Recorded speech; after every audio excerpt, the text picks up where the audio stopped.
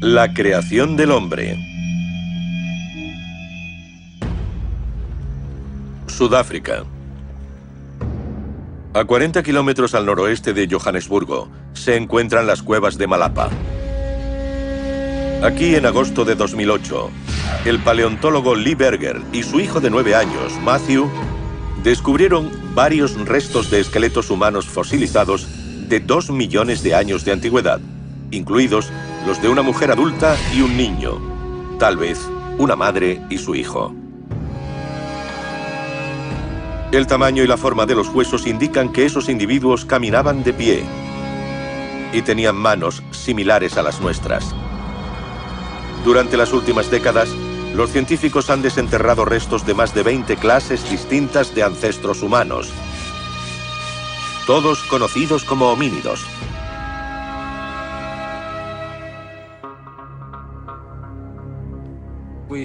Tenemos un registro muy rico en fósiles de antiguos homínidos. Y creo que nos dan una idea bastante clara de que en la época anterior al Homo sapiens había muchas clases diferentes de homínidos coexistiendo en el mundo. Nos costó mucho llegar a esta conclusión, porque hoy en día solo hay un humano en el mundo, y somos 7.000 millones de personas. Pero hubo un momento durante los últimos cientos de miles de años en los que se podían encontrar 2 y hasta 3 especies de homínidos conviviendo en la misma zona al mismo tiempo. La mayoría de eruditos dicen que los homínidos evolucionaron de un ancestro simio hace casi 6 millones de años, mediante lo que se conoce como selección natural. Esta teoría de la evolución la popularizó por primera vez el antropólogo inglés Charles Darwin en su libro de 1859, El origen de las especies. La teoría de la evolución de Darwin se basa en la selección natural.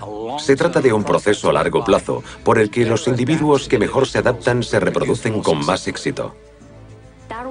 La teoría de la evolución de Darwin, mediante la selección natural, promulga que un organismo con ciertas características, un organismo con la mutación, es más beneficiosa para la especie. Tiene ventaja en la lucha por la reproducción. La mutación permite que ese organismo sobreviva y traspase esa mutación a la próxima generación.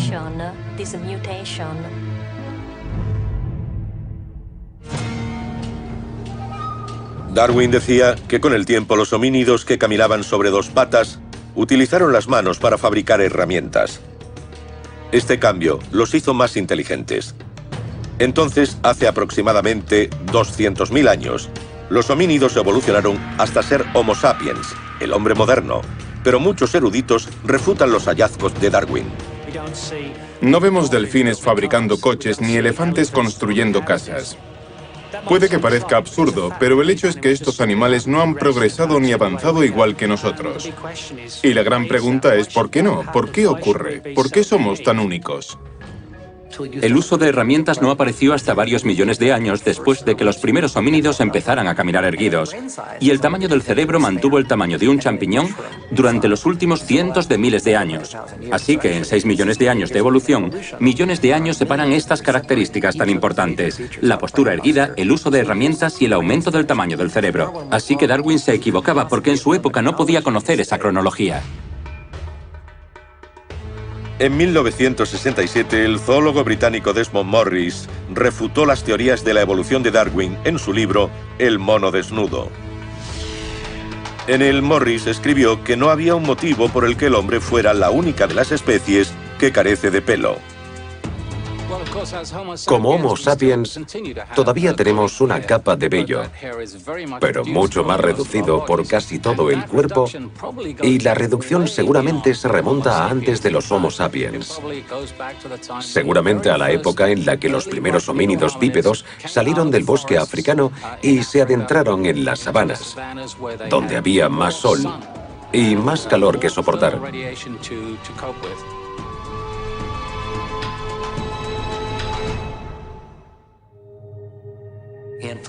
En lugares como el norte de Europa, el por qué perdimos el pelo corporal es como la pregunta de la gallina y el huevo. ¿Perdimos el pelo del cuerpo porque empezamos a llevar ropa para calentarnos o hubo algún factor que nos hizo perderlo? Tal vez las mujeres no encontraban atractivo el pelo corporal y se terminó perdiendo porque no elegían a los peludos como pareja. Si tuviéramos que estar de acuerdo al 100% con la idea de la supervivencia del más preparado, ¿no sería ilógico pensar que de repente estamos completamente desnudos y hemos perdido todo el pelo?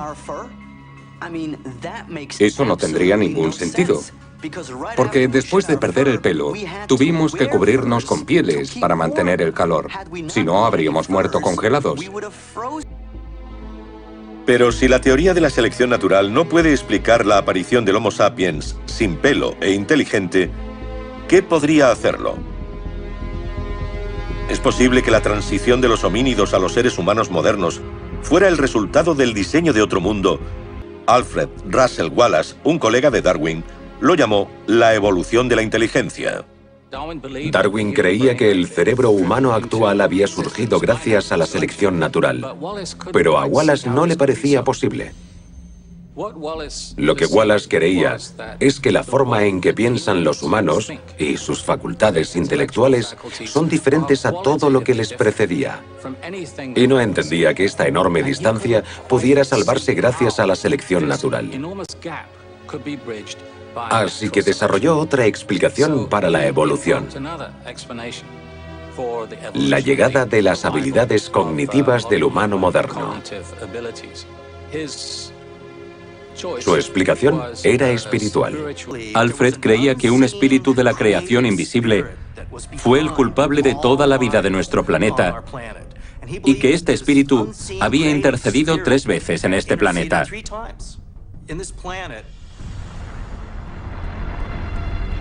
La primera para crear la vida a partir de materia inorgánica.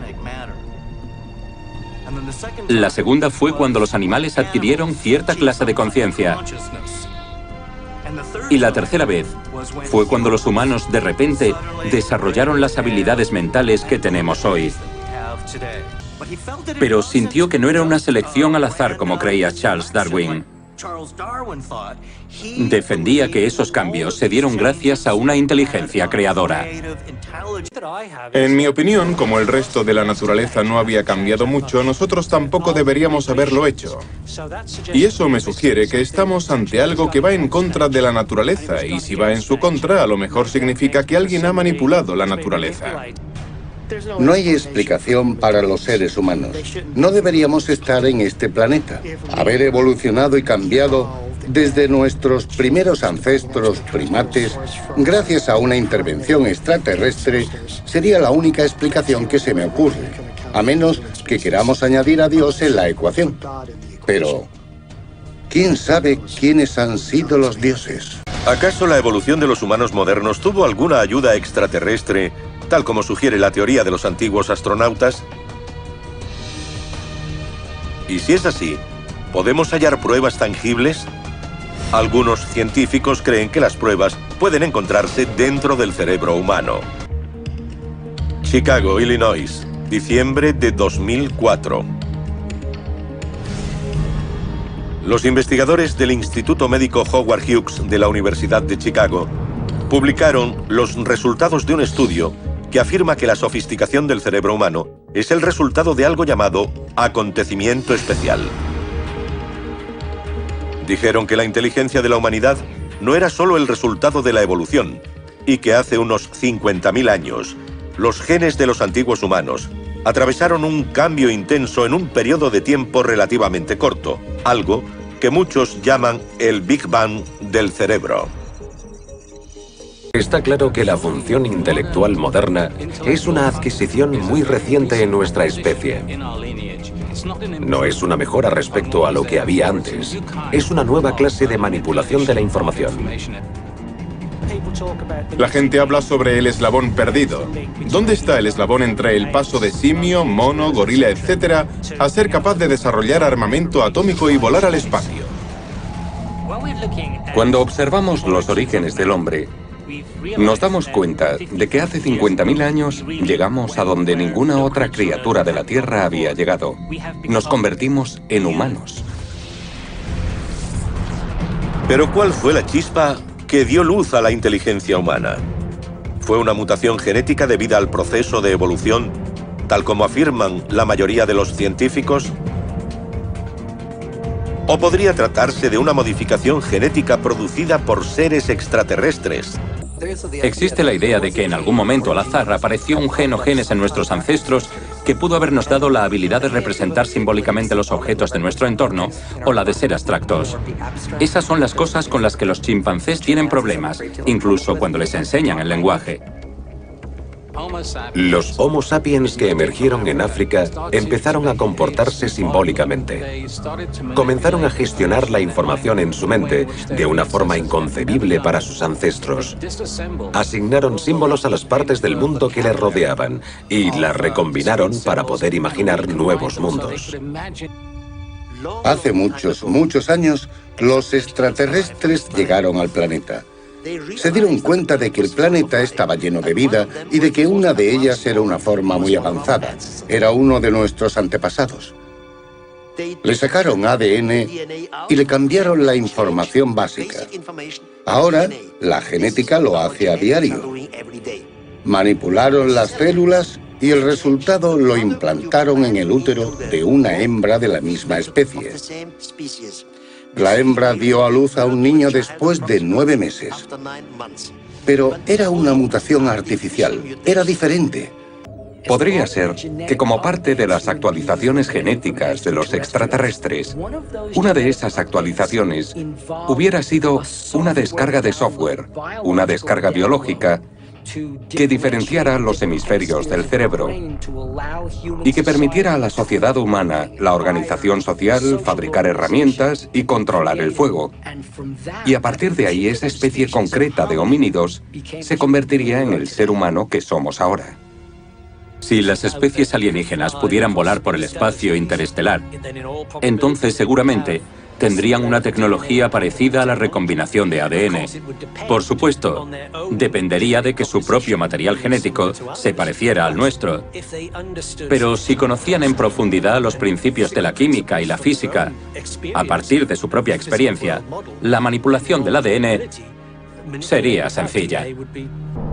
Pero si los alienígenas crearon a los humanos alterando genéticamente a nuestros ancestros primitivos, ¿es posible que las diferentes clases de homínidos fueran el resultado de los experimentos para crear la vida inteligente en la Tierra? Esa es una de las mayores preguntas sin respuesta. Los documentos antiguos no dicen que formemos parte de un experimento social. Dicen que nos concedieron este don. Los dioses nos dieron el don del intelecto, y ahora es nuestro. Puede que sí formemos parte de un experimento, pero también algo más. Podría ser un juego, una especie de inmenso reality show, donde toda la especie humana es observada por alienígenas que llevan viendo el programa 50.000 años. El FOXP2 es un gen que se encuentra en nuestros nucleótidos y es algo que nos diferencia completamente de los demás animales. Y los científicos han sugerido que ese gen es el único responsable del lenguaje. No tenemos pruebas de su origen o de que mutara y de alguna forma pasara de otro animal a nosotros. Este gen sale de la nada, no tiene origen. Fueron los mismos alienígenas, desde sus asentamientos en este planeta, los que decidieron que los humanos fueran capaces de comunicarse a un nivel más sofisticado. Tal vez podamos encontrar más pruebas, no entre los científicos, sino entre los eruditos religiosos que afirman que Adán y Eva existieron realmente. El Antiguo Testamento. En él, el libro del Génesis describe cómo Dios creó a los dos primeros seres humanos, Adán y Eva, en el jardín del Edén, y les dijo: creced y multiplicaos. Durante siglos, científicos y teólogos han debatido si la historia de la creación del hombre es solo un mito o un hecho histórico. El libro del Génesis menciona que la humanidad se hizo del polvo en la tierra y que los dioses nos dieron su aliento para que fuéramos seres animados. Se trata del aliento del alma, de la vitalidad, el aliento divino que sugiere que la chispa, la fuerza vital que hace que el cuerpo humano siga con vida, es de naturaleza divina.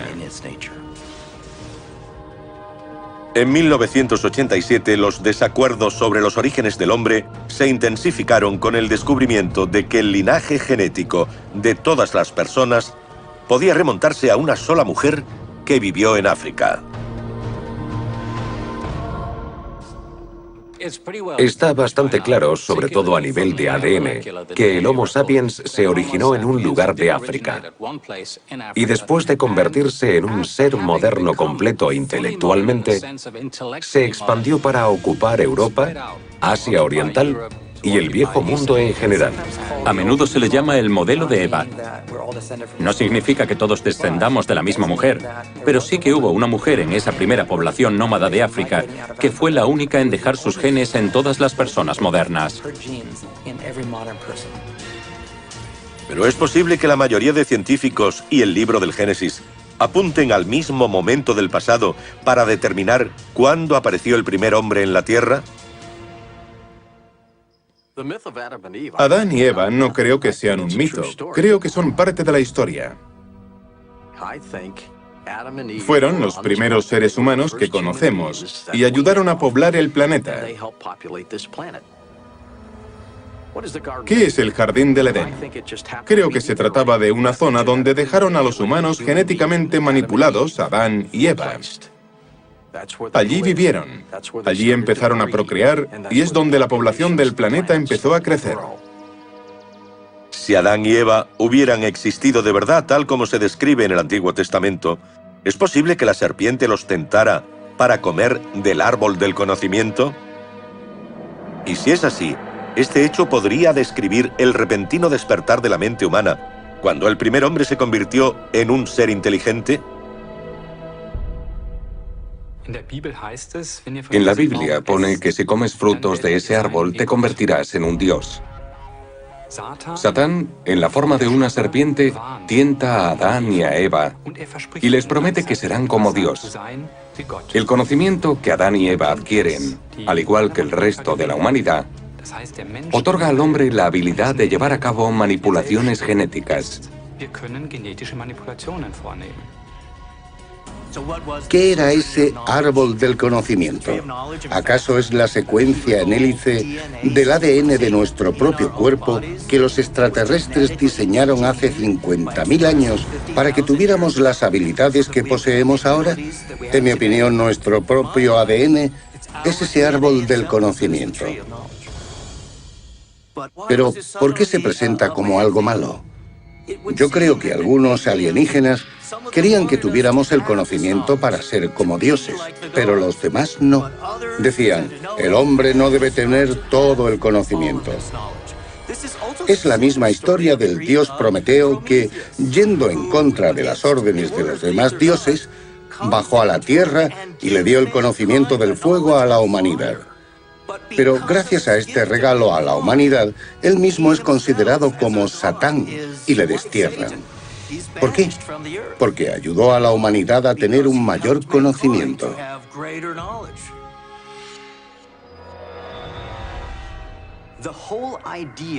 La idea o el concepto de Satán surge de una visita malinterpretada de los extraterrestres en un pasado remoto.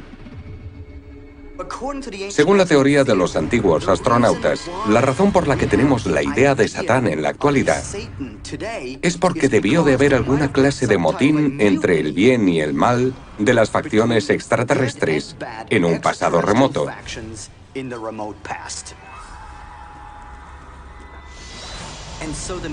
Y por eso los amotinados fueron expulsados por su comandante y se convirtieron en los malvados ángeles caídos. Si, como sostiene la teoría de los antiguos astronautas, los extraterrestres fueron quienes proporcionaron la inteligencia a los humanos, ¿es posible que también les dieran la capacidad de hablar? Nuestra laringe es muy distinta a las de los demás simios, incluso la del chimpancé, que es nuestro primo más cercano. Nosotros somos capaces de producir sonidos y de hablar. Para un científico en la actualidad, sería como si nos hubieran diseñado genéticamente para poder decir palabras y cantar. No hay nada más avanzado que el lenguaje humano. ¿Quién inventó el lenguaje? ¿De dónde salió? ¿Fue algo que nos implantaron? Son misterios a los que la ciencia, la historia e incluso la arqueología siguen buscando respuesta. En la Biblia nos dicen que estamos hechos a imagen y semejanza de Dios. ¿Qué significa eso? ¿Que estamos hechos físicamente copiando a otra criatura? Al parecer, los extraterrestres vinieron aquí, usaron a los grandes simios y a otros primeros homínidos y crearon lo que sería el hombre de Neandertal u Homo erectus, algo parecido a nosotros. Después, rediseñaron a ese homínido hasta que consiguieron al Homo sapiens. Norte de Irak. A lo largo de la orilla del río Tigris, enfrente de la ciudad de Mosul, yacen las ruinas de la antigua ciudad de Nínive, un lugar originalmente habitado por los sumerios en Mesopotamia. Aquí, en 1842, el arqueólogo británico Austen Henry Layard desenterró las ruinas de la gran biblioteca de Asurbanipal, un archivo real que contenía miles de tablas de arcilla con inscripciones cuneiformes. Datados en el 3000 a.C., los mensajes grabados en la arcilla se consideran los primeros relatos escritos. Las tablas sumerias son una de las formas más antiguas de documento escrito que tenemos. Cuentan cómo los dioses se mezclaron con los seres humanos y se involucraron en la creación de estos. Pero nadie sabe si fue un hecho real o es parte de la mitología. Según las interpretaciones de las tablillas sumerias, los dioses recibían el nombre de Anunnaki.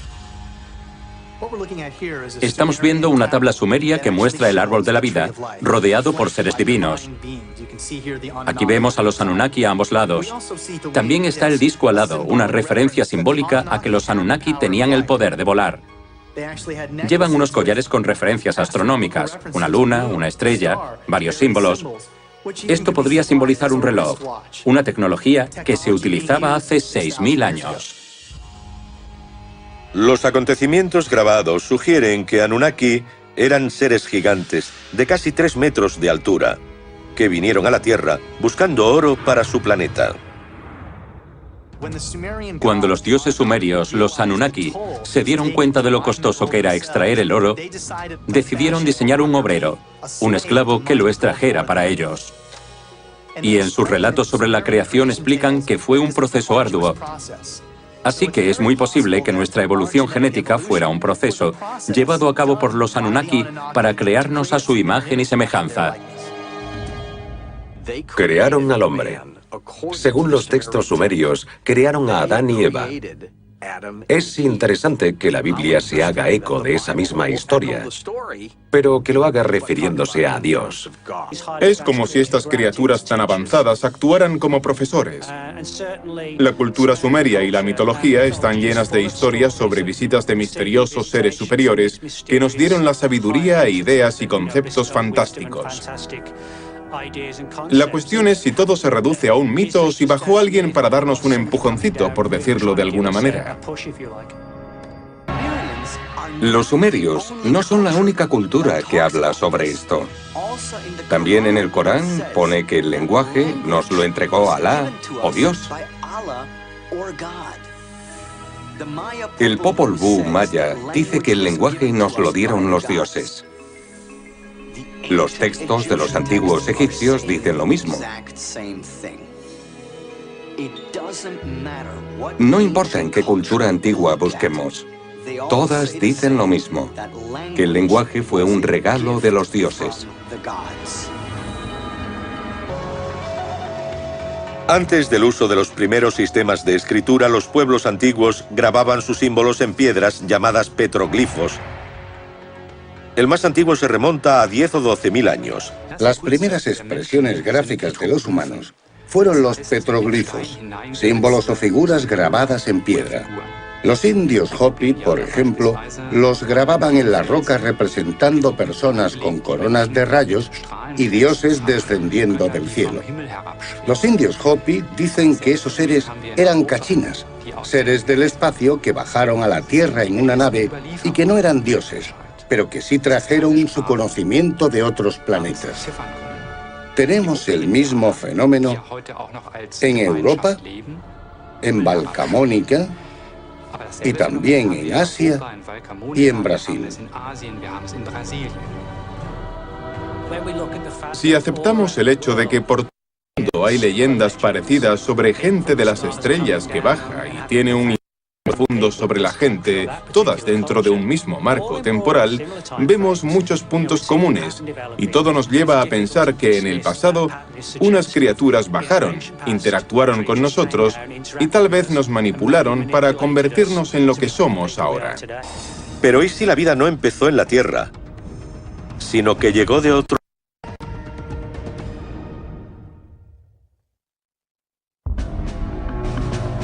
Huntsville, Alabama, centro de vuelos Marshall de la NASA. Aquí, en marzo de 2011, el astrobiólogo Richard Hoover da la extraordinaria noticia de que ha encontrado organismos microfosilizados o primitivas bacterias dentro de unos meteoritos que tienen más de 4.000 millones de años, anteriores al nacimiento de nuestro sistema solar. Hasta hace poco, los científicos no creían que la vida pudiera sobrevivir a los rigores de un viaje espacial, pero el hallazgo de Hoover sugiere que la bacteria logró llegar viva a la Tierra y es posible que echara raíces aquí.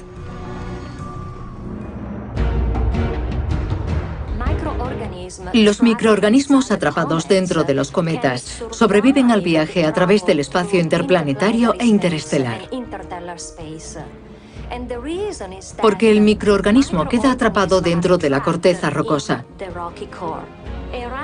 Alrededor se encuentra un escudo grueso de material helado y encima una estratificación de polvo. El polvo es un escudo muy efectivo contra la luz ultravioleta. Por eso los cometas son un vehículo excelente para transportar microorganismos, seres unicelulares y aminoácidos por la inmensidad del espacio. En lugar de tener alienígenas llegando a la Tierra en ovnis como en los clásicos de Hollywood, un pedazo de vida microscópica llegó a la Tierra en un meteorito. Sobrevivió a la entrada en nuestra atmósfera, se estrelló y comienza a prosperar. La teoría de que la vida en la Tierra comienza con unos organismos alienígenas aterrizando desde otras partes del universo, llamada panspermia, es algo polémico. Uno de sus defensores fue Sir Francis Crick, el científico británico que codescubrió la estructura molecular del ADN en 1953. Francis Crick codescubrió la estructura molecular del ADN. Dijo que algo así no pudo ocurrir por casualidad, y uno de sus argumentos es que la rotación del ADN va en la misma dirección en todos los seres vivos. Si el ADN se hubiera desarrollado en la Tierra, seguramente se habría distribuido el 50%, y eso es lo que no tenemos. Se trata de una colonización intencionada y deliberada de planetas por parte de una raza inteligente de seres que no utilizaron platillos para aterrizar en el desierto ni en el medio de una ciudad. La mejor forma de colonizar un planeta es utilizando tu propio ADN y dejando que penetre en las especies. La ciencia y la tecnología del presente tienen la capacidad de extraer ADN de células y conservarlo. Así es como conseguimos los llamados bebés probeta para parejas que no pueden tener hijos. Conservamos materiales para cuando sean necesarios y llegará el día en el que mandemos al espacio exterior el equivalente al Arca de Noé. Pero en lugar de mandar animales, mandaremos su esencia, su ADN. En la actualidad, los científicos saben que solo el 5% del ADN contenido en nuestros genes se utiliza para reproducir a los seres humanos. Lo demás es un código indescifrable que en su día se llamó ADN basura. Pero ¿es posible que una gran parte de nuestro ADN sea innecesaria? ¿O puede que esa parte sea descodificada en algún momento en el futuro? Y cuando eso llegue, ¿qué descubriremos sobre el origen del hombre moderno? La naturaleza es extremadamente eficiente. El ADN es el sistema de almacenamiento más potente del universo. Ni siquiera con todos los superordenadores del mundo combinados, podríamos almacenar tanta información como la que tenemos en el ADN. Así que pienso que la prueba definitiva de la vida extraterrestre no se encontrará en una nave estrellada ni en ningún texto, sino que estará dentro de nuestros propios genes. Tenemos mucho que aprender de nuestro propio ADN. Apenas estamos empezando a descodificar la secuencia de ADN humana. Y cuando lo hagamos, podríamos descubrir que el ADN extraterrestre se encuentra dentro de nuestra propia genética. No sé qué hay ahí fuera, pero sé que creó el universo, este planeta, otros planetas y la vida. Y también creo que la pregunta de si los dioses son extraterrestres o no es la verdadera cuestión. Eso no quiere decir que no exista un dios, una fuerza superior que creara a los extraterrestres. Pero creo que hay un nivel entre Dios y el hombre, y que ahí es donde están los extraterrestres. Tenemos que aceptar que la mayor parte de las religiones se equivocan en todo menos en una cosa: que existió la creación y que existe algo que llamamos Dios, que fue su artífice. Y de la religión tenemos que aprender que somos insignificantes, seres diminutos en un universo gigante. Y por eso Dios es absolutamente inconmensurable, es enorme, es maravilloso. No perdemos a Dios por creer en los extraterrestres, sino que Dios se hace más grande. ¿Es posible que los humanos evolucionáramos a partir de las bacterias que crecieron en una especie de fluido primigenio? ¿O fuimos diseñados por una fuerza superior de origen extraterrestre, como creen los partidarios de los antiguos?